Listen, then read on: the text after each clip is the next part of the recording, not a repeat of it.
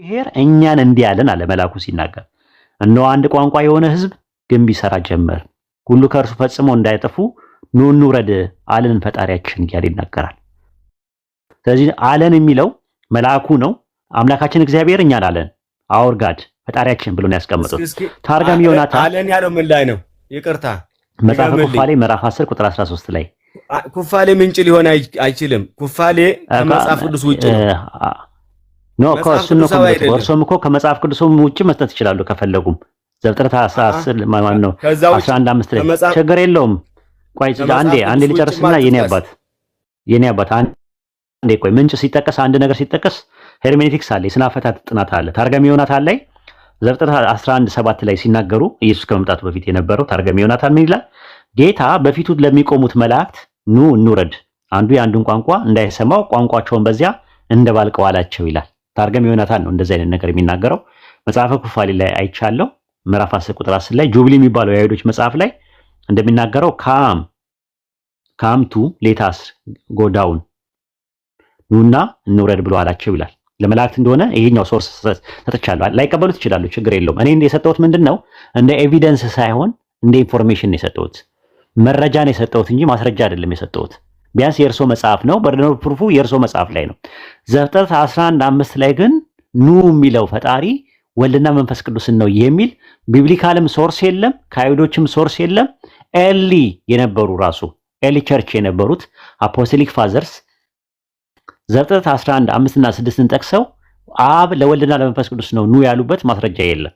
እርሶ ከምንም ነገር አልሰጡኝም። ቢያንስ እኔ ግን ከራሳችሁ መጽሐፍ እናንተ የተቀበሉትም አትቀበሉትም፣ ኩፋሌን ተቀበሉትም፣ ጁብሊን ተቀበሉትም፣ ታርጋሚ ዮናታን ተቀበሉትም አትቀበሉትም፣ ከናንተው ከራሳችሁ ምንጭ ጠቅሼ አጣቅሼ አቅርቤያለሁ። ኩፋሌ እኮ ከመጽሐፍ ቅዱስ ውጭ ነው። ተጨማሪ 15ቱ መጽሐፍቶች የሚባሉ የቀኖና መጽሐፍቶች ናቸው እንጂ በ1945 ዴድ ሲ ስክሮልስ ከተገኙት መጽሐፍት ውስጥ አንደኛው ማን ነው እኮ? እነዚህ አሁን የቀኖና መጽሐፍት ነው የሚባሉት። ያው አይደለም፣ የጠየቁትን ጥያቄ መልሱልኝ። የዴድ ሲ ስክሮልስ ውስጥ ከተገኙ መካከል 11 ዋሻ ውስጥ የቁምራን ዋሻ ውስጥ ከተገኙ መጽሐፍት ውስጥ አንደኛው ማን ነው? ማን ነው? 1948 ከተገኙት አንደኛው ማን ነው? ጁብሊ መጽሐፍ አይደል? መጽሐፈ ኩፋሌ አይደል እንደ የተገኘው እኮ እነዚህ መጽሐፍ ቅዱስ ውስጥ አይደመሩማ። እርሶ ነው ያሉት። በቀኖና ዙሪያ ላይ ወጥ የሆነ ነገር የላችሁም እናንተ ማለት ነው። መጽሐፍ ቅዱስ ብሉይ ኪዳን 39 አዲስ ኪዳን 27 ብሎ በጉባኤም ደረጃ በግለሰብም ደረጃ የተደረገ ነገር የለውም። ከጊዜ በኋላ ነው የዶግማ መጽሐፍ ሳይሆን የቀኖና መጽሐፍት ናቸው እነ ኩፋሌ። እነዚህ ይሄ መቃቢያ እነዚህ አይደለም፣ እንደዛ አይደለም። የመጽሐፍ ቅዱስ ካኖኒካል፣ ሊትሮኒካል፣ አፖክራፊካል እና አጂክራፊካል የሚባሉ መጽሐፍቶች አሉ በታሪክ ውስጥ። ካኖኒካል ማለት የቀኖና መጽሐፎች ናቸው። ቀኖና መጽሐፍ የሚባሉት ሁሉም በጋራ የሚስማማበት ብሉይ ኪዳን 39 አዲስ ኪዳን 27 ነው። ነገር ግን በጉባኤ ደረጃ በተለያየ ጉባኤ ላይ የነበሩ የቁጥራቸው መጠን ይለያያል። ለመጀመሪያ ጊዜ በቀኖና ዙሪያ ሲቀነን ወይ መጽሐፍ ደግሞ ካኖናይዝድ ሲደረግ ለመጀመሪያ ጊዜ በጉባኤ የተደረገው በ363 በሎዶቅያ ጉባኤ ነው። በሎዶቅያ ጉባኤ ውስጥ እነ መጽሐፈ ጥበብ፣ እነ መጽሐፈ ባሮክ፣ እነ መጽሐፈ ሲራክ ካኖናይዝድ ተደርገዋል። በሎካል ደረጃ የተደረጉ ናቸው። ሁለተኛው የተደረገው ጉባኤ በ382 ላይ የነበረው ሮም የተካሄደው ሮም ጣሊያን ውስጥ የሮም ጉባኤ ነው። ሶስተኛው በሂፖ ጉባኤ ነው በ393 ላይ። አራተኛውና የመጨረሻው ደግሞ የካርቴጅ ጉባኤ ነው በ397 ላይ ቱኒዚያ ውስጥ ማለት ነው። በዓለም አቀፍ ደረጃ የተደረገ ጉባኤ የለም። ስለዚህ የቀኖና መጠን የተለያየ ነው። እኚህ ጥያቄ ምንድነው? የሙት ባህር ጥቅል የሚባሉት ኢየሱስ ክርስቶስ ከመወለዱ ከ200 ዓመት በፊት የነበሩ መጽሐፍቶች ውስጥ መካከል አንደኛው የሙት ባህር ጥቅል ውስጥ የተገኘው በ1948 ላይ የቁምራን ዋሻ ውስጥ የተገኘው መጽሐፈ ኩፋሌ የሚባለው መጽሐፍ ነው። እዚህ መጽሐፍ ላይ ነው እንግዲህ መጽሐፈ ኩፋሌ ምዕራፍ 10 ቁጥር 13 ላይ አምላካችን እግዚአብሔር እኛን ኑ እንረዳለን ይላል። መልአኩ መጥቶ ኑ እንረዳለን የሚለው መልአኩ እንደሆነ መልአኩን እኛን ያለን ብሎ ካለኝ ኢየሱስ ከመወለዱ ከ200 ዓመት በፊት የነበረውን ምሰማው ወይስ ዛሬ ያገኘዋቸው መምህር ዮሐንስን ነው መሰማው? ወልድና መንፈስ ቅዱስ እና ያሉኝ እኮ መምህር ዮሐንስ ናቸው። ስለዚህ መምህር ዮሐንስን ነው መስማት ያለብኝ? ከ200 ዓመት በፊት የነበረውን ነው መስማት ያለብኝ። ሲተረጉሙት እነሱ እኔ የወንጌል አማኝ ነኝ። እኔ አሁን የወንጌል አማኝ ነኝ። በ66ቱ መጽሐፍቶች ከሞገትከኝ ነው እንጂ በ81ዱ አንተ አሁን እያልከኝ ያለው እኮ የለም እኮ ያሳዩኝ ነገር የለም እኮ ዘፍጥረት። እኔ አሁን ለኔ እኮ ምንም ችግር የለውም። እኔ መልአክም ነው ጥንዛም ነው ሰውም ነው ያለው የሚለው ነገር ባቀርብ ለኔ ምንም የሚጠቅመው ነገር የለም። እኔ ባቀርብሎት ለምን እርስዎ ነው ያሉት የሥላሴ ትምህርት ይደግፈኛል ብለው ያመጡት ያንን ጥቅስ እንጂ እኔ የሥላሴን ትምህርት ያፈርስልኛል ብዬ አላመጣሁት። እርስዎ ያመጡት ዘፍጥረት 11:5 ላይ ለሥላሴ ትምህርት መሞገቻና መሟገቻ ወይም ደግሞ የሥላሴን ትምህርት ለመቀመር ቴዎሎጂን ቴዎሎጂያይዝ ለማድረግ እርስዎ ነው የሚጠቀሙበት ያንን ጥቅስ። ያ ለቴዎሎጂያይዝ ለማድረግ አይሆንም ነው። ታዲያ እንደዛ ከሆነ ምንን ያሳያል ለሚሉኝ በኢንፎርሜሽን ደረጃን ያመጣውሉት። አይ አይሰራም ያንተ እንትን አይደለም ኑ ያለው መላእክትን አይደለም ቢሉ ችግር የለውም ለኔ። ታዲያ ምንድነው የእርሶን ግን አይደለም ነው ጥያቄው። ቢያንስ እኔ ኢንፎርሜሽን አለኝ፣ እርሶ ግን ኢንፎርሜሽንም ኤቪደንስም የሉትም፣ መረጃው ማስረጃውም የሉትም። ዘፍጥረት 11:5 ላይ ያለው እግዚአብሔር ሐሸም፣ ዘዳግም 6:4 ላይ ስማ እስራኤሉ ያህዌ ኤሎሃይኑ ያህዌ ኢኻድ ይላል። ሐሸም ዮዲሄቫፕ የሚባለው አንዱ ኑ እያለ የሚያወራው እከሌን ነው የሚለውን ነገር ማስረጃ አልሰጡኝም እስካሁን ድረስ። ይሄ ነው ያለው ጥያቄው ማለት እንፍጠር ማለት ነው። ጥያቄው ዘፍጥረት 1:26 ላይ አይደለም ያለው ጥያቄው ያለው እኔ ዘፍጥረት 11:5 ላይ ነው ያለው ጥያቄው። ዘፍጥረት 11 ለዘዳግም 6:4 ላይ ደግሞ ቃሉ እዛኛው አንድም ይሄ ዘዳግም 6 እኛም አንድ አምላክ እኮ ነው የምንለው ሶስት አካል አንድ አምላክ። ዘፍጥረት 1:26 ደግሞ ሶስትነቱን ያሳያል ነው እኔ እኮ እያልኩ ያለው። አያሳይም፣ ራሱ አያሳይም። እንፍጠር ማለት መላእክት ነው ወይ ታዲያ? እንፍጠር ሲል መላእክት መፍጠር ይችላሉ ወይ? እንፍጠር ላይ መላእክት ምን አገባቸው እኮ? አይችሉም። ራሱ እዛ ጋር ምንድነው የሚለው ራሱ በዩሜር ኤሎሂም ነአሴ አዳም ይላል። ኤሎሂም የሚለው ቃል ምንን ያሳያል? በዩሜር ኤሎሂም ነአሴ አዳም ይላል ዘፍጥረት 1:26 ላይ ራሱ ማለት ነው። ነአሴ ምንድነው? ነአሴ ላይ ያለው ማለት በማለት እና ማለት ነው። ዮድ እርሱ ማለት ነው። አማር ማለት አለ ነው የሚለው። ዩሜር ማለት ንግግር ነው ራሱ። ዳበር ነው ዳበር የሚባለው። ነአሴ የሚለው ቃል አሴ የሚለው ላይ የመጣ ነው። ና የሚለው ነገር ተለጥፎ የመጣ ነው። ልክ ኤሎሂም የሚለው ላይ ኤሎሂም የሚለው ቃል ኤሎሃ የሚለው ላይ ተለጥፎ እንደመጣው ማለት ነው። ስለዚህ እዛ ጋር ሥላሴ አያሳይም። የትኛው ነው ሥላሴን የሚያሳየው? እሺ እንግዲህ መጽሐፍ ሁለታችንም እኔ ያለውን አስረድቻለሁኝ። እንግዲህ ከታች ዘፍጥረት 1:26 ነው አሁን ይሉት ዘፍጥረት 11:5 ላይ ሲጠይቁት ዘፍጥረት 1:26 ላይ መጡ። ዘፍጥረት 1:26 ላይ የትኛው ኃይለ ቃል ነው እንትን የሚለው? በዩሜር ኤሎሂም ነአሴ አዳም በሚለው ላይ የዘፍጥረት 1:26 እኮ አዲስ ኪዳን ደግሞ በማቴዎስ ወንጌል ጌታ ኢየሱስ ክርስቶስ ሄዱና አሕዛብን በአብ በወልድ በመንፈስ ቅዱስ የጠየቁት ዘፍጥረት 1:26 ላይ እስካሁን ድረስ ሲመጡበት በነበረው ላይ ሥላሴን ሶስት አካላትን ያሳያል ብለው ድምዳሜ ላይ ያደረሱትን በኃይለ ቃል አውጥተው ያሳዩኝ ነው ያልኩት ያለሁት። የዘፍጥረት እኮ አዲስ ኪዳን እኮ መጥቶ ጌታ ሲተርከው እኮ እያየን እኮ ነው ሲገለጥ። ያ በዘፍጥረት 1:26 ዘፍጥረት 1:26ን ኢየሱስ አብራርቷል አዲስ ኪዳን ላይ መጥቶ። አዎ እንዴ ሄዱና አሕዛብን በአብ በወልድ በመንፈስ ቅዱስ ማጥምቋቸው ማለት ምን ማለት ነው? እንፍጠር ያለው እንፍጠር ያለው መንፈስ ቅዱስ እንፍጠር ባዩ ለወልድና ለመንፈስ ቅዱስ ነው የሚለው ጋር ነው ያለው። ሐዋርያትን ሕግ ሰጠ እኮ ትእዛዝን ሰጠ። ሄዱና አሕዛብን በአብ በወልድ በመንፈስ ቅዱስም እያጠመቃችኋቸው ደቀ መዛሙርቱ ያድርጓቸው አለ። እና ምን እዛ ጋር ምን ፈለጉ? እሺ ማቴዎስ ወንጌል ምዕራፍ 28 ቁጥር 19 ላይ ሄዱና አሕዛብ ሁሉ በአብ በወልድ መንፈስ ቅዱስም አጥምቁ ይላል። እዚህ ጋር ስለ አብ ስለ ወልድ ስለ መንፈስ ቅዱስ ይናገራል። የቱ ጋር ነው ያለው? ሥላሴ ማለት አንድ አምላክ ሶስት አካል ነው። ሶስት አምላክ አንድ አምላክ ነው የሚል የት አለ? ዘፍጥረት 28 ማነው ማቴዎስ 28:19 ላይ ያለው የት አለ እንደዛ የሚል እኮ? መጽሐፉ እኮ ግዴታ አሁን አንተ በምትለው አይነት ስላልተገለጸ የት አለ? ኩስኖ ኮሚኒቲ እኮ ተመልከቱ እንግዲህ ኦሪት ዘፍጥረት ምዕራፍ 1 ቁጥር 26 ላይ ያለውን በዩሜር ኤሎሂም ነአሴ አዳም የሚለውን ቃል ወይም ደግሞ ዊልሜክ የሚለውን ቃል ዮሐንስ 14:16ም እንግዲህ ማቴዎስ 28:19 ላይ ምንም ነገር የለም። እሺ ዮሐንስ ወንጌል 14 ላይ እንግባ። ዮሐንስ ወንጌል 14:14 ላይ እኔ ሄዳለሁ አጽናኙን ወደ እናንተ ልክላችኋለሁ ይላል።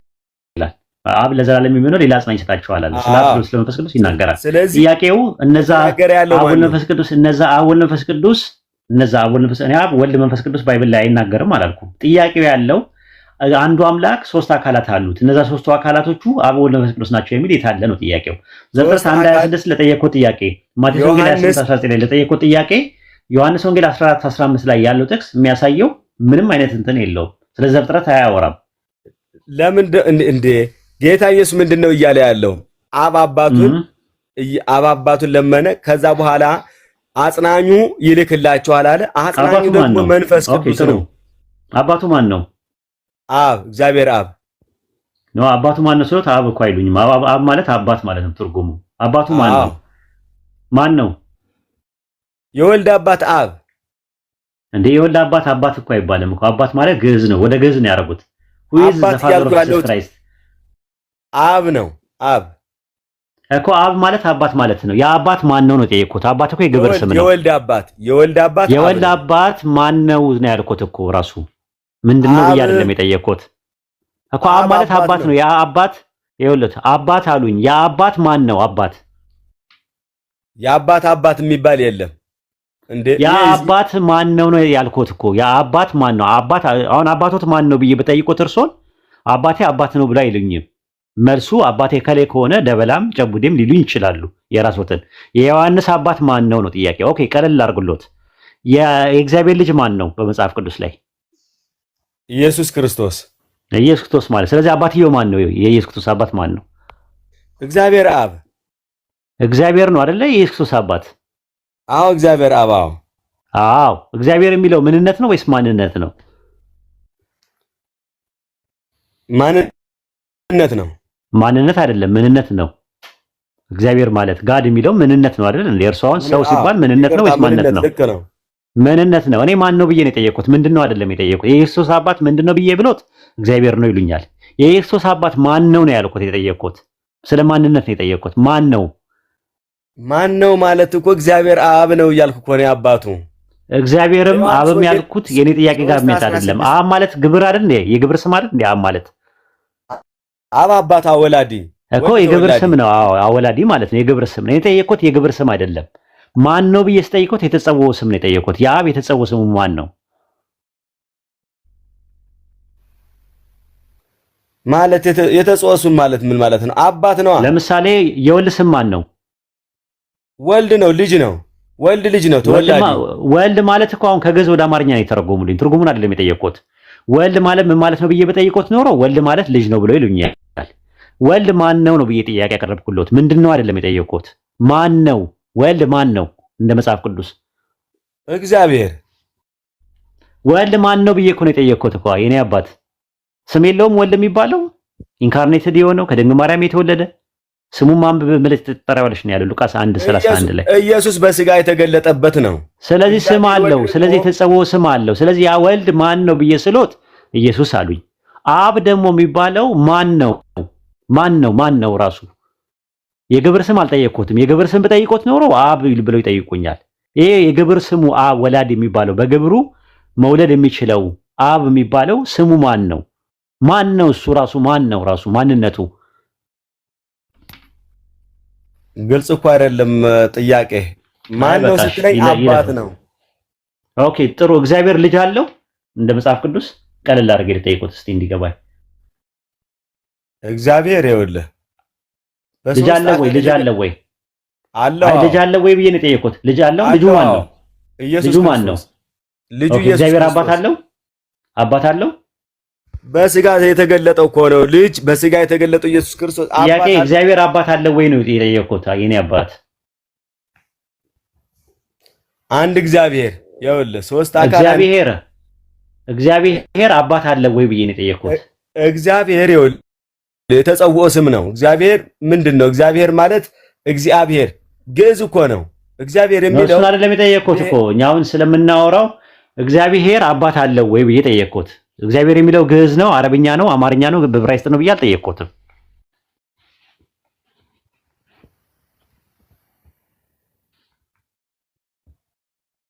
ይሰማል እምልህ ይሰማል። እግዚአብሔር የሚለው የቃሉ ትርጉም ዕብራይስጥ ነው ግዕዝ ነው ብዬ አልጠየቅኩትም። እግዚአብሔር አባት አለው ወይ ብዬ ጥያቄ ያቀረብኩለት። እግዚአብሔር አባት አለው ወይ ሳይሆን ጥያቄ መሆን ያለበት አብ ልጅ አለው ወይ? አዎ ኢየሱስ ክርስቶስ እግዚአብሔር ወልድ እግዚአብሔር ልጅ አለው የሚል ነገር አለ። ባይብል ላይ ብዙ ቦታ ላይ አለ። እግዚአብሔር ልጅ የሚል አለ። ወልድ ልጅ ነው። አብ ወላዲ፣ ወልድ ተወላዲ፣ መንፈስ ቅዱስ ደግሞ ሰራጺ። ጠይቆት እኮ ይኸውልህ አሁን ስለ ግብር ብጠይቆት አብ ወላዲ፣ ወልድ ተወላዲ፣ መንፈስ ቅዱስ ሰራጺ ብለው ይላሉ። አብ ማለት ምን ማለት ነው ተብሎ ቢጠይቅ የግዕዝ ቃል ነው። አብ ማለት በግዕዝ አባት ማለት ነው። በዕብራይስጥ ደግሞ አብ ይባላል። በግሪክ ደግሞ ፓትሮስ ይባላል ብለው ልጅ ይጠይቃሉ። የቋንቋ ጉዳይ ከሆነ የጠየቁት ጥያቄ አባት፣ ይሄ አብ የሚባለው ማን ነው? ራሱ ለምሳሌ በባይብል ውስጥ እንመለከተው ዮሐንስ ወንጌል ምዕራፍ 5 ቁጥር 43 ላይ እኔ በአባቴ ስም መጥቻለሁ አለ። መዝሙረ ዳዊት ምዕራፍ 118 ቁጥር 28 ላይ በዮድሄ ባብሄ ስም የሚመጣ በሐሸም ስም የሚመጣ የተባረከ ነው ይላል። ስለዚህ የአባቱ ስም ማን ነው? ያህዌ ነው። ራዕይ ዮሐንስ ምዕራፍ 14 ቁጥር 1 ላይ በጉ በጽዮን ተራራ ቆሞ ነበረ፣ ከእርሱ ጋር ስሙና የአባቱ ስም የተጻፈላቸው 144 ሺህ ነበሩ አሉ። ስሙ የሚለው ኢየሱስ የሚለው ስም ነው። የአባትየው ስም ደግሞ ዮድሄ ባብሄ ነው፣ ሐሸም ነው፣ ያህዌ ነው ራሱ። ስለዚህ የኢየሱስ አባት ማን ነው ስሎት ያህዌ ማለት ነበረው። ለምን? ኦሪት ዘዳግም 6:4 ላይ ስማ እስራኤሉ ያህዌ ኤሎሃይኑ ያህዌ ካድ አለ። እስራኤሉ ስማ አምላካችን ያህዌ አንድ ያህዌ ነውና አለ። ዮሐንስ ወንጌል 8:54 ላይ ደግሞ እናንተ አምላካችን የምትሉት ለእኔ አባቴ ነው አለ። ስለዚህ ኢየሱስ አባቴ የሚለው እነሱ አምላካቸው የሚሉትን ዮድሄ ባብሄን ነው፣ አሸምን ነው፣ ያህዋሃን ነው። ስለዚህ የኢየሱስ አባት ማን ነው ስሎት አሸም ነው ይሉኛል እንጂ የኢየሱስ አባት ማን ነው ስሎት አብ ነው ይሉኛል። አብ ማለት እኮ አባት ማለት ነው። አባትየው ማን ነው ስሎት አባትየው አባት ነው አይባልም። ቋንቋ ሊንጉስቲካል አይደለም ራሱ ማለት ነው። እና አይ ቲንክ ጥያቄ ካለው ጠይቁኝና ከሌለ እዚህ ጋር እንቋጭና እናጠቃል። በቃ የነገ ሰው ይበለን። እንግዲህ ያመንኩትን ለማስረዳት ሞክሬያለሁኝ። ምናልባት በማንበብ ደረጃ ልትበልጠኝ ትችላለህ፣ ግን እምነቱ እኔ ስላለኝ ያ አማኙ እኔ ነኝ ወንድሜ። አንተ እኔ ያው ቁርአን አልጠየቅኩም። ከቁርአን ውስጥ ምናልባት የራሴን ነው ለማስረዳት የሞከርኩት። እንግዲህ አማኙ እኔ ነኝ። አንተ ደግሞ ጠለቅ ብለህ መጽሐፍ ቅዱስን ትርጓሜውንም ዕብራይስጡንም በደንብ አድርገህ አንብበዋል። አንድ ነገር ግን ማለት የምፈልገው ምንድነው፣ ዕውቀት አያድንም። እውነት ለመናገር ዕውቀቱ ከኔ ትበልጣለህ፣ ግን እምነቱ ደግሞ እኔ ያለኝና ወደ እምነቱ ብትመጡ ጋብዛለሁኝ። ሰላም ደሩ። እግዚአብሔር ይባርክልኝ። ኦኬ፣ እናመሰግናለን። ነገረ ክርስቶስ ላይ እንዳይጠበቁት አይደለም። ነገረ ክርስቶስ ላይ በደንብ አድርገው ነበረ። ጥቅስ አጠቃቀሶትም ምኖትም የዛሬ 2 ዓመት ስንወያይ በደንብ አድርገው ነው የተከሸነ ነገር ነው የነበረውና ወደፊት ሲመጡ ስላሴ ላይ አንወያይም። የምንወያየው ነገረ ክርስቶስ ላይ ነው። ኢንሻአላህ እድሜና ጤና ይስጠን። እኔም አመሰግናለሁ መምህር ስለነበረን ቆይታ ጨርሻለሁ። ሪፍሌክት ማድረግ ትችላላችሁ። ማሜም ልጆቻችሁ አይ ወጡ ኡስታዝ ጀዛከላ ኸይረን ኡስታዝ። ምናልባት ትንሽ ዋጭ አለሱበት እኮ አንተ ጥሩ ይዛቸው ነበር ኡስታዛችን። ድምጼ ላሰማ ላይ ተገባችሁ። ጀዛከላ ኡስታዚ ድምጼ ላሰማ። አፎን ቀጥሉ ኡስታዝ ጀማል። በጣም በጉጉት ነበር የጠበቅነው። ኡስታዝም እንደው ሌላ ጊዜ እኮ ከዚህ በፊት እንደዚህ ብሎ አያውቅም። ከዚህ በፊትም ስለሚያውቃቸው በቃ በደቂቃ ስጧቸው ምንም ሲሉ ማን ነው በስነ ስርዓት አለ አይደል? ክርስቲያኑም እኛም ደግሞ ብዙ ነገር እንማራለን ብለን ነበር። እንግዲህ 3 ደቂቃም ከበስነ ስርዓት ማውራት አቃታቸውና ምንም ማድረግ አይቻልም። ኡስታዛችን ጀዛከላ ኸይረን አላህ ይቀበልህ። በጣም ደስ ብሎናል። ሌላ ሰው ይግባ አይደል? ከታችም አሉ መሰለኝ እምነትይዝም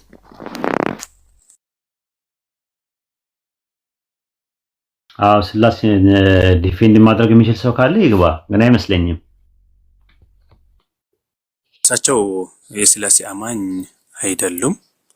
ከታች ክርስቲያኖች ካላችሁ አንድ ቁጥር ጻፉ። አይ ስላሴን ዲፌንድ የሚያደርጋል ማንን ነው እንደዛ የምትለው? ኦሆሆ ከታች ካሉ ብዬ ነው ኡስታዝ። እሺ ማንን ነው ስላሴ አማኝ አይደሉም ያልከው?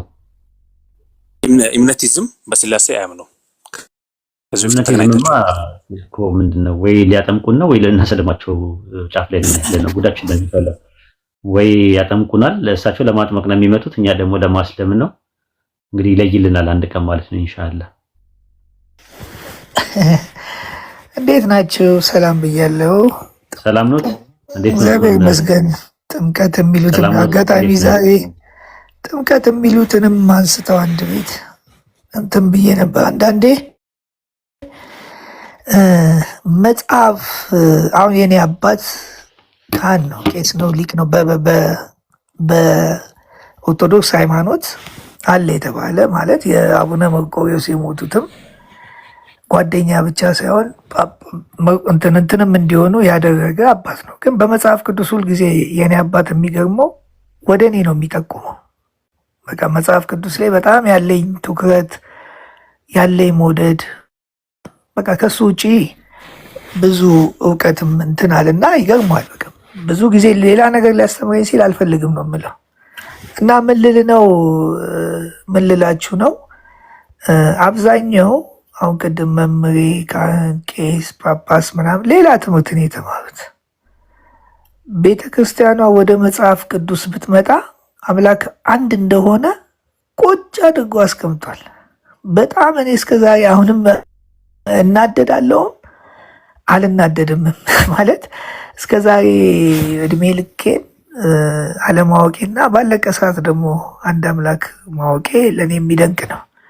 እንግዲህ ትጠመቃለህ አትጠመቅም አሁን እያነበብኩ ነው ከእናንተ ጋርም ያው አልመቸኝ አለ። አጠገቤ መስጊድ አለ፣ ግን እዛ ጋር ደግሞ የሚያስቸግሩኝም ልጆች አሉ። ሁኔታውን አመቻችቼ እንግዲህ ቤት አረብኛ የሚችሉ ሰዎችን ፈልጌ ቤት መጥተው እንትን እንዲሉኝ ፈልጋለሁ። ለምን አማርኛው ትንሽ እየከበደኝ መጣ። አማርኛው ቁርአኑን እያነበብኩት ነው፣ ግን እንደምፈልገው አረብኛው ቢሆን የበለጠ ስለሚል እንግዲህ አረብኛውን እንትን የሚለኝ ሰው እየፈለግኩ ነው። በመሀልም ያው ራስህን ጠብቅ ብለህ ወንድሜም ስለመከርከኝ ራሴንም ጠብቃለሁ። ብዙም ከቤትም አልወጣም። አሁን ግን ቁርአኑን እያነበብኩ ሲሄድ አማርኛውን በደንብ እንትን ማለት ፈልግ። እኔ ቀለል ብሎ እንትን ካላለኝ እንትን አልልም። ከዛ በኋላ እንግዲህ አረብኛውን የሚያስረዳኝ በደንብ ካገኘው እናየዋለን። ሁለቱን ደግሞ አስተያየዋለሁ። ጥሩ ነው። ኡስታዝ እንትን ማን ነው ወኢድ ጥሩ አለ የመጽሐፍ ቅዱስ ቃል፣ ግን ከዚህ የበለጠ ብትሄድበት ብዙ ነገሮች አሉ። አንዳንድ ጊዜ የምንፈልጋቸውን ስናነባቸው አንዳንድ ነገሮችን የምናልፋቸው ነገሮች እንዳይኖሩ ማለት በደንብ ከዚህ በበለጠ እኔ አንድ ነገር ሳነበው ጥልቅ ብዬ ነው የምገባበት። ከዛ በኋላ ግን ውስጤ ከገባ አልመለስም። የሚመልሰኝ ነገር አይኖርም። በቃ ውስጤን ካመነበት። ስለዚህ ወይ ያጠምቁናል የሚባል ነገር ጥምቀት፣ የውሃ ጥምቀት መጽሐፍ ቅዱስ ላይ ዝም ብሎ እንደሚያወሩት አይደለም። የውሃ ጥምቀት የሚባል ነገር የለም፣ ምንም የለም። ወፍ ጥምቀት ትርጉሙን ስለማያውቁት ነው። ጥምቀት የሚባል ነገር የለም። ብዙ ነገር የለም። በቃ አሁን እንደምታዩት ትላልቅ ሃይማኖቶች የሚባሉት እንዴት እንደመጡ እንዴት እንዳሉ ወደፊት ያዘጋጀሁት ነገር አለ። እንዴት ስላሴ ለምን እንደተባለ ሁሉ ትላንት አሁን አንድ በጣም ትልቅ እውቀት እንትን ያላቸውን ሰው አግኝቼ ቁጭ ብዬ እንዴት በጣም ለራሴ እስኪገርመኝ ድረስ ከበፊቱ ይልቅ አሁን ደግሞ በበለጠ እንዴት አመጣጡ እንዴት እንደሆነ በበለጠ እያወቅኩት መጥቷል። አሁን ለሰዎች ቀለል አድርገን እነግራቸዋለን። በጣም የሚደንቅ ነው። በቃ እንዴት እንዳመጡት ትላንትም አንድ ሰው ጋር እንደምንም ብዬ እጄ በጣም ገርሞኛል። ማለት የስላሴ አመጣጡ ከጠበቅ ነው ማለት እኔ በፊት ከምለው ውጪም ነው። እንደውም በፊት ተከራከሩ የምንለው ወይንም አመጡት የምንለው ለካ ስለ አብ አምላክና ስለ ክርስቶስ ነው። በኋላ ቆይቶ ነው ለካ አትናቴዎስ የሚሉት አረ ሶስተኛም አለ ብሎ መንፈስ ቅዱስን እንዴት እንዳመጡት ወደ አውሮፓ ሄዶ ወደ ግሪክ ሄዶ እንዴት እንትን እንዳለ ሳቅ። ወይኔ ምን ያህል ትውልዳችንን እንዴት እንትን እንዳሉት አንዳንዴ የሚያናድደኛል። አንዳንድ ጊዜ አምላክ ለምን አዘገየው እላለሁ። እና አንድ አምላክ የሚለው ነገር ለሰው ልጆች በጣም ቅልል ነው የሚለው። ሰው አንድ አምላክ ብሎ ካመነ ምንም ነገር አይከብደውም። ምንም ነገር ለማወቅ በጣም ነው ቀላል። እኔ አሁን የቀለለ ህይወት እየኖርኩ ነው። በጣም የቀለለ በእውነት ነው የምላቸው። በጣም ቀሎኝ ነው ማለት አምላክ እንደዚህ ለካ ከምንለው በላይ ምን አይነት የሰላም አምላክ ምን አይነት የፍቅር አምላክ ነው ከምለው በላይ አንዳንድ ጊዜ ጥያቄ የሚሆኑብኝ ነገሮች ሁሉ አሁን ተፈተዋል። እና እናንተ ጋርም ስመጣ አይከብደኝም። ሌሎችም እንትን ጋር ሄጄ ስወያይ ምስል እውነት አምላክ የተመሰገነ ይሁን። በጣም የስጋም ደስታ ህይወት ይሰጣል። አምላክ አንድ ነው ብሎ የሚያምን ሰው ነፃ ነው የሚሆነው። ኑሮም ነፃ ነው የሚሆነው። የስጋ ህይወቱ ራሱ ቀላል ነው፣ ከምንም ይረቃል። ኃጢአት ራሱ ማለት በግድ ሳይሆን ደስ ብሎት እዛ ቦታ ላይ አይደርስም። በቃ ማለት እንዲህ ተጨንቆ ምናምን አይደለም። አምላክ አንድ ነው። በቃ የሚወደው አምላክ እንዳለ ሲያቅ እሱ የማይፈልገው ይሄ ነው ብሎ በደስታ ነው ከኃጢአትም የሚርቀውና የደስታ ህይወት ጀምሬያለሁ። ይህን የደስታ ህይወት እንግዲህ ለ8 ቢሊዮን ህዝብ ባለም ያለ ድረሳቸው ነው የምለው። እኛ የምንበርታ ተያይዘን እንግዲህ እንጓዝ። ጥሩ ነው። አንዳንድ የመጽሐፍ ቅዱስ እንትኖች እንትን ማለት ይቻላል።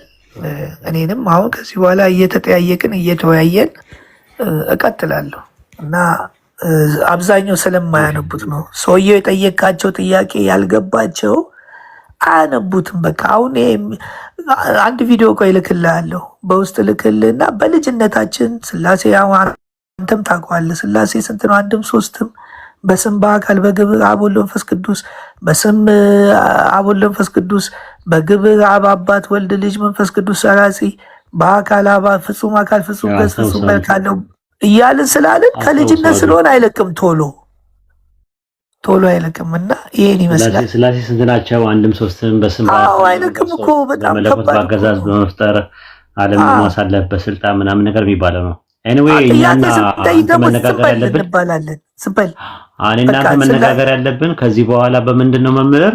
ኢየሱስ ክርስቶስ ላይ ነው። አልተበረዘም። አይ ተበረዘዋል። እሱን ምንም ጥያቄ የለም። መበረዙን አምናል እንዴ? ምን አለ? እኛ እኮ ገና የባርናባስ የቶማስና የመግደላዊት ማርያም መጽሐፍቶች፣ ሌሎች እነዚህ አንድ አምላክ የሚሉ መጽሐፍቶች መውጣት አለባቸው ብለን ተነስተን ከጓደኛዬ ጋር መጽሐፍቱን እየፈለግን ነው። አንተ ካለ ብትልክልን ደስ ይለኛል። የኔ መጽሐፍ እያነበብክ ነው ማለት ነው። አላነበብኩም። የተደበቀው የሚለው መጽሐፍ የተደበቀው አለለ አሰን አገኘውና ያገናኘሃል። አዲስ አበባ ኮንክ እንትን አለኝ። እኔ እኮ እንቅስቃሴ ይኸውልህ በደንብ አልችልም እኮ ሊድ አንተ እኮ ነህ ምክርን ሰጠኸኝ ጥንቃቄ አድርግ ስላልከኝ እውነቴን ነው እኮ። ሀሰንን አገኘውና የት ነው የማገኘው? ሀሰን ይኸው ሀሰን አለለ። ሀሰን አሰላሙ አለይኩም ወራህመቱላሂ ወበረካቱ። እንትን እኔ እኮ አንዳንድ ነገሮች እንደው በእንትንም ተገናኝተን አሁን ለመሰለ ከቤተሰብ እስከ ላይ ድረስ እኔ እንትን ስለማ ማለት ያው ጥንቃቄ ምን ህይወትንም ይህን ያህል የምፈራም ሰው አይደለሁም ግን ስለዚህ የተደበቀ እውነትንና አልገደሉትም አልሰቀሉትም የሚለውን መጽሐፍ ስታነብ እዛ ጋር ያሉትን ነገሮች በደንብ ታገኛቸዋለህ። እነዚህ መጽሐፍት የተቀነሱ እነማናቸው? ቀኑና የተቀነሱ እሱን ይኸውልህ እኔ ይኸውልህ አንድ ጓደኛ አለኝ ባለፈው ያስተዋወቅኩ በጣም ትልቅ ነገር ነው የጀመርነው። በተለይ ምን ያህል እንዴ አንተ አንዳንዴ እኮ ስንት ፐርሰንት እንደሆነ እኮ ያስደነግጣል። እውነተኛ እዚህ አሁን መጽሐፍ ቅዱስ እንዴ ደንግጠናል፣ ግን በደንብ እንትን ማለት አለብን ብለን እንጂ ፐርሰንቱ ራሱ በጣም ትንሽ ነው። እንዴ ክርስቶስ አስተማሪ የተባሉት ፐርሰንቱ ራሱ በጣም ትንሽ ነው እና ምን ያህል እንደጨመሩት ምን ያህል እንትን እንዳሉት ያስደነግጣል። አሁን ይሄ ማለት መጽሐፍ ቅዱስ እውነተኛ ነገር የለም ብዬ እንትን አልልም። መበረዝ ማለት የሆነ ነገር ላይ የነበረ ላይ ስሙ ራሱ መበረዝ ነው አይደለ? መበረዝ ማለት የለም ማለት አይደለም። የቶማስ ወንጌል በሁለተኛው ክፍለ ዘመን ላይ ነው የተጻፈው ትላለች። እስቲ በመረጃ የታሪካዊ ማስረጃዎችን ታመጫለሽ? ራሱ መጽሐፉ ነው። አሁን ከሉቃስ ወንጌል በፊት እንደሚበልጥ ታሪካዊ መረጃዎች አሉኝ። እሱ እናወራለን። ነይና ግቢ በላት። ትግባና ምንድን መሰለክ አሁን ቁርአን እንዲህ ነው የሚባል ነገር ነው ድሮ የምንሰማው አይደለም። ራሱ ቁርአንን ለምንድን ነው የማላነበው? አየህ አሁን የቶማስን ወንጌል ራሱን ነው የምፈልገው እንጂ ሰዎች እንዲህ ነው እንዲህ ይላል ምናምን እሱ ወጣን እኮ ተውን፣ አላስፈላጊ ነገር ነው። ራሱን መጽሐፉን ማግኘት ነው አለ እኮ። የሚገርም እኔ እኮ አንድች አሜሪካን ሀገር ያለች ነግራኛለች፣ ግን አላስተዋልኩትም። አሁን እሷን ባገኛት ደስ ይለኝ ነበር። መጽሐፍቶች አሉ እዛ አስቀነጽ ለአውሮፓ ውስጥ እኮ አስቀምጦ ይዘው ግን ራሳቸውን አየህ ስላሴ ምናምን የሚለው ነገር ከተመታ እንግዲህ እነዚህ ትላልቅ ሃይማኖቶች በሙሉ ሊፈርሱ ነው። መጽሐፉን የደበቁትም ለዛ ነው። አንዳንዶቹ እያነበቡ እየወጡ እንዲህ ነው ብለው ሊነግሩን ይችላሉ። ግን ይሄ ነገር በጣም ሊካሄድበት በጥናት ደረጃ ሁሉ ተሄዶ የተከፈለው ተከፍሎ መጽሐፉ ተገኝቶ በእውነት ሰው ማረፍ አለበት። አንተ ትላልቅ እኮ ሃይማኖት እኮ ፈተዋል። አሁን ያውቃሉ። ለምሳሌ በኢትዮጵያ ውስጥ እግዚአብሔር የሚለውን እግዚአብሔር እንደማይወክል ያውቃሉ። ግን ግዙ እግዚአብሔር የሚለውን ካወጣው አብሮ ስላሴ የሚለው ትምህርት ስለሚወጣ ያለው እድል መታገል ነው። ሙሀይድ መታገል ነው እንዴ። ካለበለዚያ እንግዲህ መሰረት የያዘው ሃይማኖት ሊፈርስ ነው። ለዛ ነው የሚፈሩት። እና ነጊቢና እስቲ እንትን ብትለን ደስ ይለኛል እንጂ እኛውን ስለ ማለት ልዩነታችን ክርስቶስ ላይ ያለው አንዳንድ ነገሮች ላይ ባለፈው ያወራናቸው እነዛን እናወራለን እንጂ መጽሐፉ ምንም እኛ የሚያየነው ነው። ምንም ጥያቄ የለውም። በዚህ እኔ ብዙ እንትን አልልም።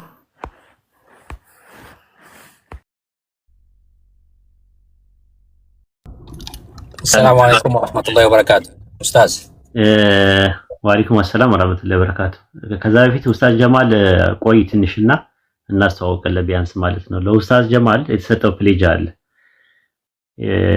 ሞባይሉ የያዘው ኡስታዝ ጀማል የጨረጠሰች ሞባይል ናትና አንድ ሰው ደግሞ ምን ብሏል? የአንተ አካውንት 200,000 ከገባ አንድ ታብሌት እና አንድ አይፎን 16 ሞባይል ይሰጣል ተብሏል ማለት ነው። ስለዚህ ሁለት ነገር ነው ማለት ነው። አንደኛ ሞባይሉ መሰጠቱ በትክክል ከዚህ በኋላ በቆንጆ ሞባይል እንዲመጣ ያደርገዋል። ሁለተኛው ነገር ደግሞ ምንድነው? ቁጥሩ ሲጨምር 200,000 ሲገባ ያኔ ብዙ ተከታይ ይኖራል ማለት ነው። ቁርአን ኦንላይንም ሊያስቀራ ይችላል ወደፊት ኢንሻአላህ። ምናልባት ማለት ሚዲያውን እንዲጠቀምበት ይችላል። ወደፊት የራሱ የሆነ የተጅዊድ ማዕከል ኖሮት የኢትዮጵያውያኖችን ልጆች ሙስሊሞችን ያስቀራል ማለት ነው ኢንሻአላህ። ትልቅ ቦታ እንጠብቃለን ማለት ነው ኡስታዝም ማለት ነው። እና ከዛ አንፃር አካውንቱን አሳድጉለት እያልን ያለ ነው ማለት ነው። ምንም የምትሉት የለም። ፕሮሞት አድርጉ በየቦታው በየኮሜንቱ ሪፖስት በተደረገ ነገር ላይ በተፖስተተ ነገር ላይ በስከስር ኮሜንት እየገባችሁ አካውንቱን ሼር አድርጉ፣ ለሰዎች ፎሎ አድርጉት ብላችሁ እንትን በሉት ማለት ነው። አይ ቲንክ የተባለው 200,000 ነው፣ ግን መቼ እንደሚሆን አላህ ያውቀው። 58,000 ነው ገና 150,000 ወይ 142,000 ይቀራል። ቀላል ነገር አይደለም። እና ያን ነገር ለማድረግ እንትን በሉት። አሰንዬ መቀጠል ትችላላችሁ። ይቅርታ አፉ በለኝ አቋረጥኩ። ወጣለሁ ስላለ ይቆይ ለማለት ፈልጌ ነው። ትንሽ ቆይ እሺ ኡስታዝ ጀማል። እንትን ወይድ ይቅርታና ዩቱቤን ሙሉ በሙሉ ከነ ቪዲዮ አጥፍተውብኛል እና ዩቱብ እውቀት ያለው ሰው ካለ የሚረዳኝ ካለ 31,800 ተከታይ ያለው እንትን አለ። ቪዲዮ ምንን አሁን ቪዲዮ ስለቅ ወዲያው ነው የሚጠፋው። በዚህ የሚረዳኝ ሰው ካለ በጣም ሙሉ በሙሉ ነው ያስጠፉብኝ። ይሄን እንትን ካልኩ ከጀመርኩ ጀምሮ እና ይሄ እውቀት ያለው ሰው እንደው የሚረዳኝ በዚሁ ወይድ ዛራን አናገራት። እሷ የምታውቃቸው ሰዎች ይኖራሉ፣ የቴክኒክ ባለሙያዎች አሉ። እንደዛ ማለት ነው። ቲክቶክ ወይም ደግሞ ፌስቡክ ሲዘጋ ብዙ ጊዜ የሚያስከፍቱ ልጆች አሉ። ምናልባት የዩቲዩብን ያስከፍቱ ይሆን አይሆን የሚለውን ነገር ከእሷ ጋር ተነጋገር፣ አውራት። እሺ ዛራ ሙስጠፋ የምትባል ልጅ አለች። ስትመጣ እሺ በቃ እሺ። አይ እንትን አሉኝ። በጣም የሚገርም ቲክቶኩን ግን አልቻሉትም። በዚሁ የሙስሊም በእውነት ወንድምና እህቶች ሳላመሰግናችሁ ወደኋላ አልልም። ቲክቶኩን በበለጠ ሰውም እየጨመረም ሄዷል።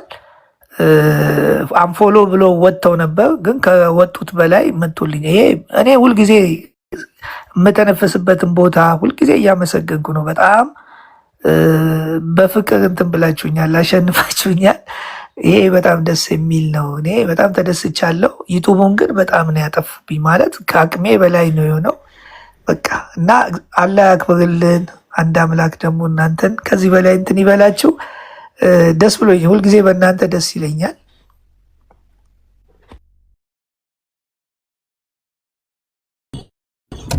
መምህር ሰላም ብያለሁ። እንዴት ነዎት? ሀሰን አንድ አምላክ ይመስገን። እንግዲህ በአረብኛ አላህ ይመስገን ማለት ይችላል። እኔ ብዙ አሁን በጣም ነፃ ስለወጣው አንድ አምላክን በመጽሐፍ ቅዱስም ስላገኘው በጣም ደስተኛ ነኝ። መልካም። እኔም በውስጥ ያናግሩኝና እዛ አዲስ አበባ የኛ ልጅ አለ መጽሐፍቶችን የሚሸጥ ማንኛውንም የኡስታዝ ወሂድም ይሁን የኡስታዝ ወሂድ መጽሐፍ ሁሉንም መጽሐፍቶች እንዲሁም ደግሞ ሶፍት ዶክመንት አረበኛ እንዴት መማር እንደሚችሉ በተለይ እነዚህ የቁርአን ፊደላቶችን ወይም የአረበኛ ፊደላቶችን ከመጀመሪያው ጀምሮ እስከ መጨረሻው የሚያስተምር በደንብ የተዘጋጀ ዶክመንት አለ። እሱን በቴሌግራም ልልክለው ትችላለህ። ኮንታክት ያድርጉኝ። የአብዱን መጽሐፍቶችን ደግሞ የኡስታዝን መጽሐፍቶች ሁሉንም መጽሐፍቶች አብዱ እርሰው ካሉበት ድረስ የምናደርስበትን መንገድ እናመቻቻለን። አረ ችግር የለውም። እኔ እኮ መስጊድ ድረስ መርካቶ መምጣት እችላለሁ። ብዙ ሩቅ አይደለሁም። አሁን ስፍራና ቦታን ማሳየት እንትን አልልም አሁን ካለው ሁኔታ። ስለዚህ መርካቶ በውስጥ ስልክ እንትን በል ደውዬ እመጣለሁ። መስጊድ መምጣት እችላለሁ። መርካቶ እንኳን ያው ያደግኩበት ቦታ ስለሆነ ችግር የለብኝም። መርካቶ መሄድ ከቻሉ በቀጥታ ወደ መርካቶ ይሄዱ። አድራሻውን ሰጠውታለሁ። በቃ ችግር እና አንዳንድ ማለት የማገኛቸው ሰዎች አግኝቼ የማወራቸው ሰዎች ጋር ማውራት አለብኝ። አሁን በጣም እንትን የተዘጋጀውበት ጊዜ ስለሆነ በደንብ እንትን ማለት እፈልጋለሁ። እንግዲህ ከእንትን ካለኝ ታማኝ ልጅ ነው ልጁ፣ የኛ ልጅ ነው። በጣም ታማኝ ልጅ ነው። ምንም አይስም በተመለከተ በቃ ችግር የለውም። ከዛ በኋላ በቃ ያኔ መወያየት እንጀምራለን ምናምን። እኔ አሁን ያለው ነገር ከእናንተ ጋር ብዙ እንትን አይደለውም። አሁን ትልቅ ዓላማ ያስኩት ነገር በቢሊዮን የሚቆጠር ህዝብ በዚህ በሶስት አምላክነት ተወጥሮ ያለን ህዝብ እሱ ላይ ነው ትኩረት እያደረግኩ ያለሁት። ለዛ ነው በቃ በውስጥ ይጻፉልኝ፣ በውስጥ ጽፍልዎታለሁ። እሺ ሀሰን። እሺ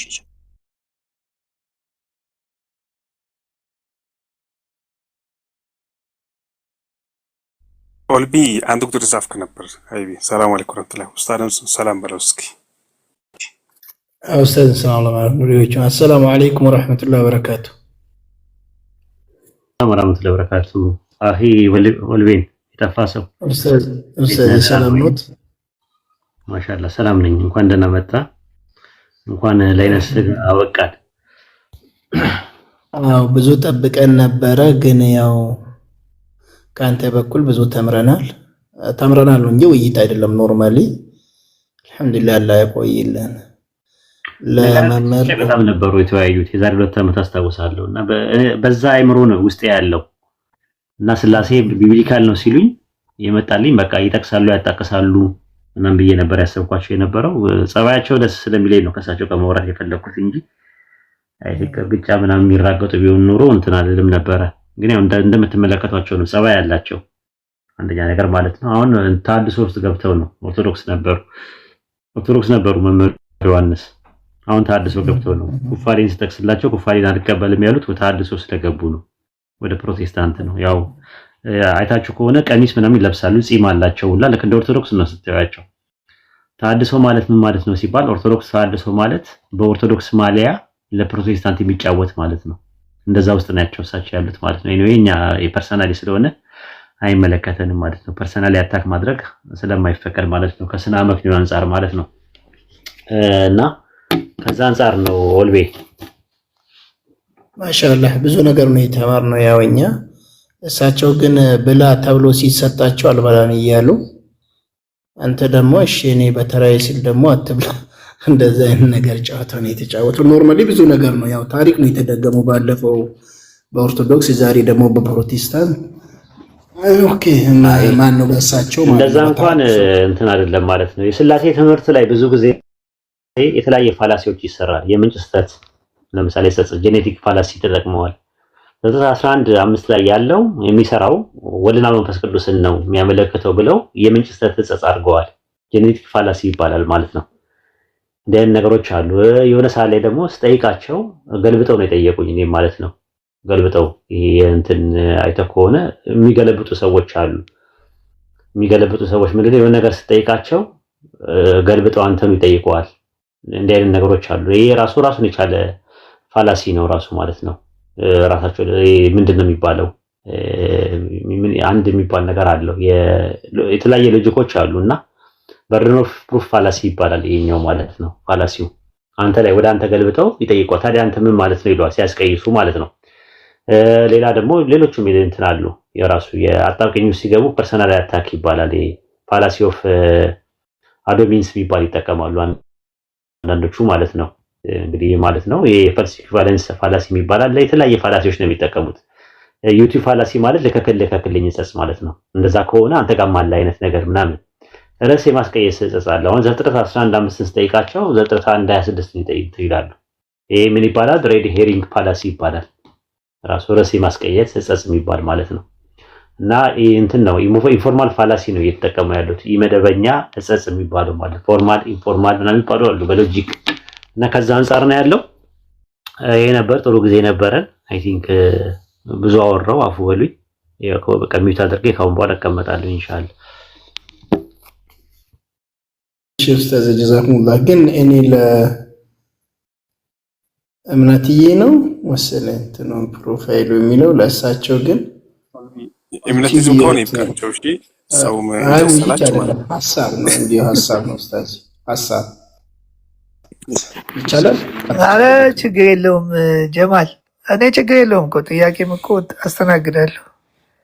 አይኔ ሐሳብ ነው የምሰጠው። ሐሳብ ምንም እፈልጋለሁ እኔ ችግር የለም። እሺ ያው በኡስታዛችን ትምህርት የማይቀየር ማለት ያው እኔ ከቆምኩበት ልንቀሳቀስም አይነት ነገር ካልሆነ በስተቀር ብዙዎች የተቀየሩበት ነው።